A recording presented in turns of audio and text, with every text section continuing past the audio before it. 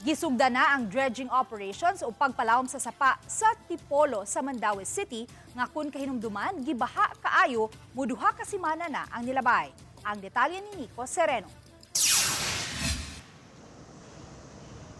Gamit ang heavy equipment sa Oplan kontra baha, gisugdan karong adlaw ang dredging sa bahin sa Tipolo, Gizo, Mantuyong Creek.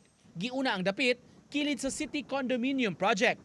Kahinumduman, ni-request ang Mandaue LGU sa DPWH sa ilang gamit aron kasugdan ang dredging ug desilting o ang pagpalawom ug pagtangtang sa napondo nga lapok.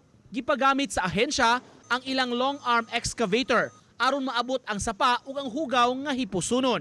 Nagpasalamat ang Mandaue LGU sa DPWH nga mi-provide og heavy equipment para nining initial nga dredging ug desilting nga gihimo ning maong stretch sa Tipolo, Mantuyong Creek.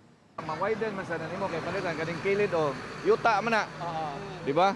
So kung imo nang ma-dredge, mo dako ang capacity sa sapa nga mo absorb sa mga agian sa tubig.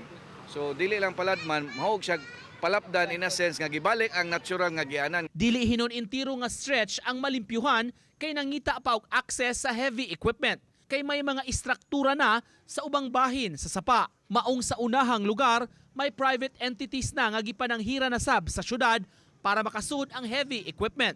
Kumahin mo ang entire but kutob lang sa ma-access immediately. Ato is ang time man god is of the essence. Kutob sa maabot ba sa atong equipment. Uban ni Godfrey Relien, Nico Sereno, Balitang Bisdak.